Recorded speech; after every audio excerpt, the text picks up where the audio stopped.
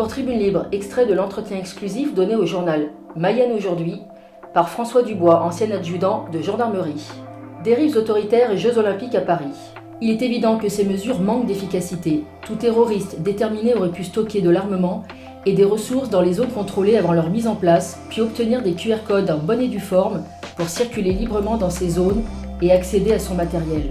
Travailler en sécurité totale dans le cadre d'un événement organisé en open space est impossible. Les QR codes ne changeraient rien. Je pourrais me présenter avec un QR code valable sans que cela m'empêche d'entrer avec une arme dissimulée. Concrètement, il est impossible de mettre un gendarme au mètre carré, donc, si fait tragique il doit y avoir, il a lieu. Dans le cas présent, l'insécurité potentielle des sites est la conséquence des choix organisationnels relatifs à l'événement, combinés à un contexte géopolitique pourvoyeur de risques extrêmes, allant du simple attentat jusqu'à l'opération menée en false flag, c'est-à-dire sous faux drapeau. En sécurité, le partiel ou le à moitié n'existe pas. On peut déjà constater que la recrudescence de forces de l'ordre sur place n'est pas un frein à la commission d'infractions de droit commun. En témoigne la triste actualité qui fait déjà état de plusieurs viols dans la capitale, impliquant des touristes victimes, quelques jours avant le début des JO. Je pense que Paris va avant tout servir de laboratoire à ciel ouvert pour observer les interactions humaines, le degré de soumission et d'acceptation des masses face à ces dispositifs dépourvus de sens, ainsi que leur efficacité à participer à la réalisation des objectifs fixés. Le Covid a fatalement généré un traumatisme. Il convient donc d'évaluer dans quelle mesure il a interagi sur le comportement des masses et, par conséquent, d'évaluer ce qui reste encore faisable à l'heure actuelle. Nous avons là un échantillon de Smart City tel que nos dirigeants la rêveraient. Une mégapole mondialisée où l'exercice des fonctions régaliennes relève d'une autorité internationale, collaboration avec diverses polices du monde intervenant en renfort. Dans cette ville, chaque déplacement est suivi de façon rigoureuse, offrant des perspectives politiques sans précédent en matière de taxation, de verrouillage numérique et de crédit social. Hier, le QR code a servi à justifier de son état vaccinal, levier sanitaire, telle une monnaie d'échange contre la liberté de consommer. Aujourd'hui, le QR code vous permet de rejoindre un nouvel arrondissement, levier sécuritaire. Demain, il témoignera de l'empreinte carbone liée à vos déplacements, levier environnemental. Après-demain, il servira de moyen de traçage et de justification de l'ensemble de vos faits et gestes en s'appuyant sur la combinaison des trois leviers. Si l'on combine cela avec la restriction mécanique des déplacements, grillage, sans grande légitimité mais agissant comme un semi-confinement, vous êtes guidé, ainsi que la surveillance par drone et vidéo combinée aux algorithmes et à l'intelligence artificielle, décret 2023-828 du 28 août 2023, on obtient la ville-laboratoire idéale pour Klaus Schwab. Reste à trouver les leviers médiatiques et politiques pour pérenniser ces mesures par la suite. Ce dispositif est également très gourmand en ressources humaines, ce qui veut dire qu'il ne pourrait dans un premier temps n'être réutilisé que dans un contexte exceptionnel. Article 16, couvre-feu, état de guerre, etc. Avant qu'il ne soit trouvé une solution pour remplacer les moyens humains par une technologie de traçage quelconque. Cependant, on peut très bien envisager, comme pour l'épisode Covid, qu'un bon nombre d'individus de la société civile seront eux-mêmes volontaires pour être acteurs de ces contrôles. Mais pour pouvoir compter sur cela, il faut d'abord effectuer un rétex, retour d'expérience, afin d'analyser les facteurs d'adhésion et les problèmes rencontrés. Les JO sont un bon test. Sauf en cas de force majeure, les QR codes et autres barrières spécifiques aux Jeux Olympiques vont sauter avant que nous ne les retrouvions à l'occasion d'un nouveau narratif. Ces mesures sont un calvaire pour les Parisiens, sans apporter de plus-value sécuritaire réellement palpable. C'est bien pour cela que les JO vont constituer un excellent terrain d'observation afin de tester les limites d'acceptation. Cependant, certains aspects plus subtils de ces nouveaux modes de surveillance semblent nous échapper. C'est le cas du décret numéro 2023-828 du 28 août 2023, relatif aux modalités de mise en œuvre des traitements algorithmiques sur les images collectées au moyen de systèmes de vidéoprotection et de caméras installées sur des aéronefs prises en application de l'article 10 de la loi numéro 2023-380 du 19 mai 2023 relatif aux Jeux Olympiques et Paralympiques de 2024 et portant diverses autres dispositions qui, lui, devraient être prorogées au moins jusqu'au 31 mars 2025. Bien évidemment, les Français devront s'y habituer, mais rien n'arrive de façon brutale. Cela revient à faire cuire les grenouilles en montant progressivement la température de l'eau.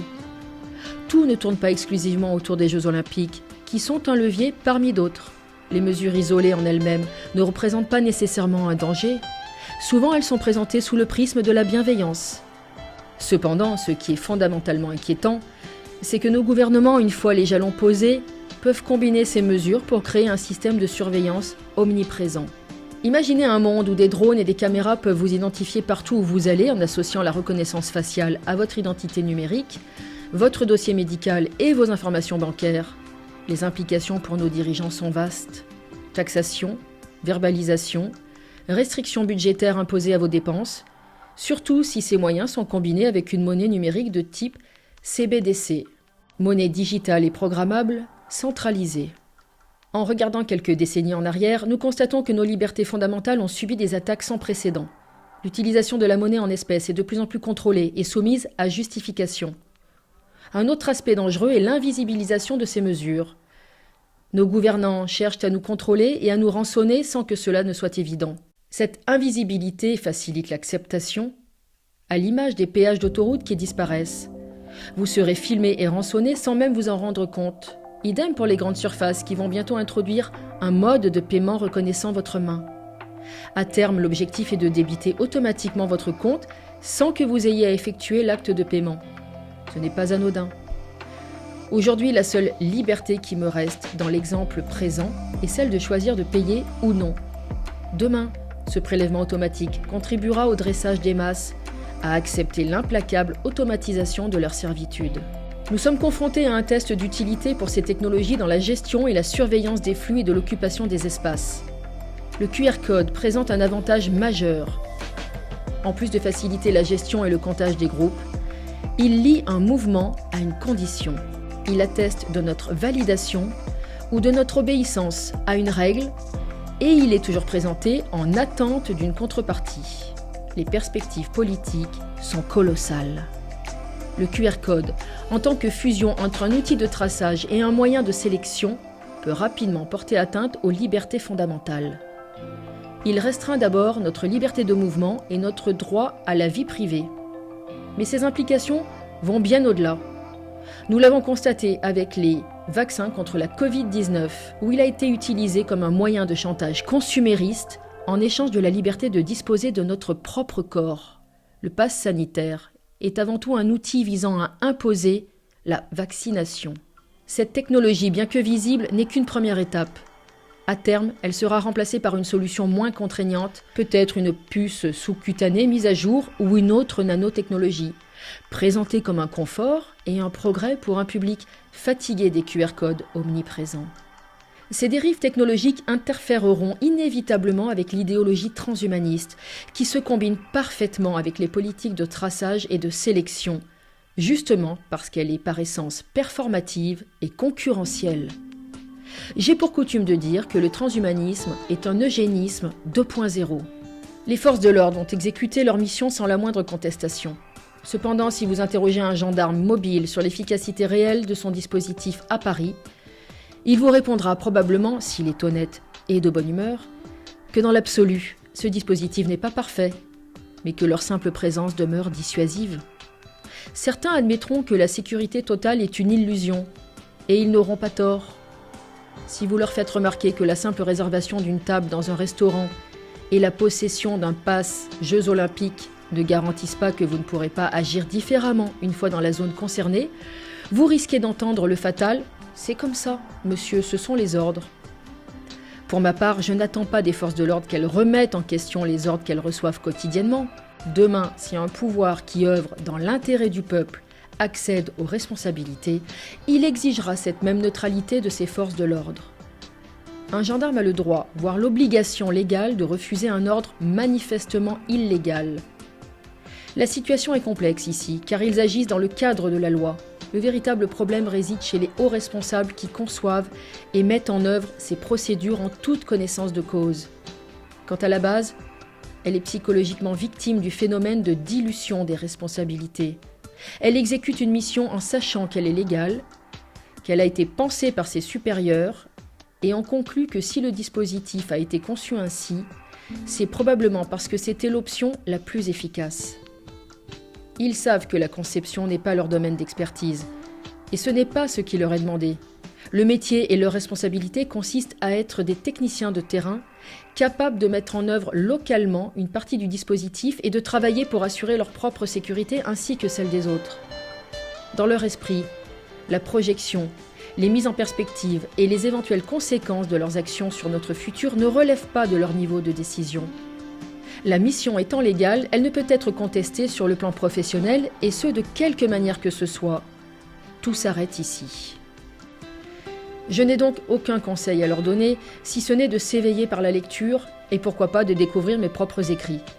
J'ai eu de nombreux débats au travail avec certains collègues sur ce type de sujet, notamment pendant la période du Covid. Ces débats étaient houleux, énergivores et parfois très tendus, où l'interlocuteur contradictoire finissait toujours par reconnaître son erreur. Cependant, cela reste stérile, car la conclusion est systématiquement la suivante. Les débatteurs se rendent compte qu'ils ne sont que de petits pions et que l'institution est un énorme rouleau compresseur. Celui qui réalise que ce qu'il fait n'est pas bon entre dans le déni, car il comprend qu'il n'a que deux options, exécuter ou quitter. J'ai choisi la seconde. Certains restent en continuant de critiquer, mais sans faire trop de vagues non plus, de peur d'avoir des problèmes. C'est peu glorieux.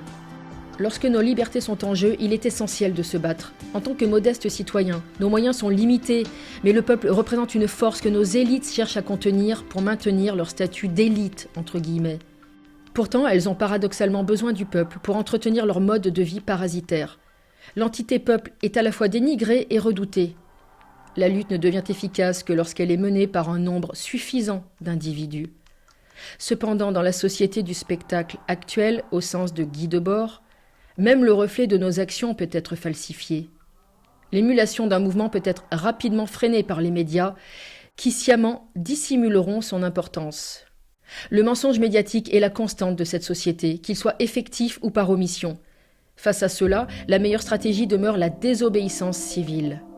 Bien que difficile, elle implique un aspect sacrificiel et une prise de risque à notre échelle. Il faut assumer ce risque et prendre notre part de responsabilité en étant prêt à en assumer les conséquences. Comme l'écrivait Étienne de la Boétie, si nous sommes asservis, c'est parce que nous ne prenons pas nos responsabilités. Déléguer est utile, parfois nécessaire, mais lorsque nous devenons le dindon de la farce, il est temps de reprendre les rênes. Le contraire s'appelle la servitude volontaire. La désobéissance civile est d'autant plus dure que sa généralisation dans la société est longue et qu'il faut que le phénomène concerné se répète dans le temps. Car chaque nouveau narratif entraîne une réadaptation. Vous comprenez pourquoi nous transitons en permanence des menaces sécuritaires vers les menaces sanitaires puis écologiques. Elle repose sur le principe sociologique simple de l'adhésion à la norme. Si nous sommes peu nombreux à la rejeter, nous sommes considérés comme des déviants. En revanche, si nous sommes majoritaires, ce qui était initialement présenté comme la norme devient une déviance. La dynamique de groupe joue un rôle complexe dans ce processus. Au départ, une action susceptible de prendre de l'ampleur est souvent initiée par un petit groupe. Cependant, sa propagation ne dépend plus uniquement du domaine de la pensée, elle relève du conformisme et de l'imitation face au groupe, qui gagne en crédibilité à mesure qu'il prend de l'ampleur.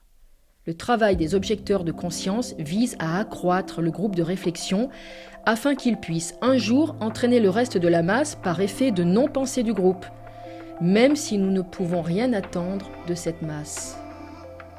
Plus les individus sont instruits, plus ils sont sujets à la peur. Le savoir confère un pouvoir qui contraste avec la perte de contrôle induite par la peur. Malheureusement, depuis quelques décennies, nous sommes souvent maintenus dans un état de peur, alimenté par des scénarios catastrophes. Cette peur a un effet paralysant, et elle diminue nos capacités intellectuelles, entravant ainsi notre mobilisation. Ajoutons à cela la grande entreprise d'abrutissement des masses par la télévision et par les programmes scolaires, et vous comprendrez que toute forme d'émancipation intellectuelle devient aujourd'hui très difficile. Pour contrer cela, les citoyens doivent diversifier leurs sources d'information, lire des livres et cultiver leur propre pensée critique. L'apprentissage des méthodes d'investigation est également crucial. Il s'agit d'apprendre à recouper les informations et à les vérifier. Il est essentiel de réapprendre à communiquer avec les autres, de ne pas rester isolé, convaincre les personnes encore sous hypnose. La clé réside dans la constance et dans la solidité de nos arguments. Malheureusement, La dissidence actuelle est parfois entachée par des individus qui manquent de sérieux et de rigueur intellectuelle, colportant ainsi de nombreuses inepties dangereuses. Soyez pas spectateurs ou attentistes, mais acteurs. Nous pouvons tous être force de proposition. Nous traversons une période de confrontation idéologique intense à l'échelle mondiale. Ne les laissons pas recréer leur modèle. Nous touchons le fond et bientôt viendra le moment de prendre l'impulsion pour remonter à la surface. Je constate que de nombreux dissidents connus et très suivis souhaitent se rassembler et outrepasser leurs divergences pour proposer des solutions. J'œuvre moi-même dans ce sens. Il nous faut un mouvement capable de fédérer, car cela va être le gros travail de cette rentrée. Notre union et notre organisation sont leurs plus grandes craintes. Il nous faut de véritables représentants du peuple qui ne travaillent pas pour leurs intérêts personnels, pour l'argent, pour l'ego ou la carrière. Nous avons également une exigence politique de transparence absolue et de probité, ce qui coule de source quand on travaille dans le seul intérêt du peuple. Je vous encourage à découvrir mon ouvrage « Alice au pays de Lucifer » publié chez K Éditions. Il explore les mécanismes spectaculaires et illusoires de l'inversion des valeurs caractérisant notre époque. Mécanismes qui nous maintiennent dans l'état de servitude, allant jusqu'à la réification de l'homme, c'est-à-dire sa chosification. Vous pouvez retrouver mes publications sur le site Profession Gendarme, dont je suis vice-président, en tapant mon nom, mon prénom dans la barre de recherche, et sur le think tank strategica.fr. J'ai aussi de nombreuses parutions vidéo sur des sites tels que TV Liberté, le Média en 442, je salue Marcel au passage, Géopolitique Profonde. Elles sont toutes regroupées sur ma chaîne YouTube, François Dubois, Profession Gendarme. Il m'arrive aussi de donner des conférences. La prochaine en ligne portera sur le thème « Force de l'ordre, protéger ou servir l'Empire », sortie prévue pour la rentrée. Enfin, pour les personnes qui vont sur X, anciennement Twitter, voici mon lien, @f_dubois tweet.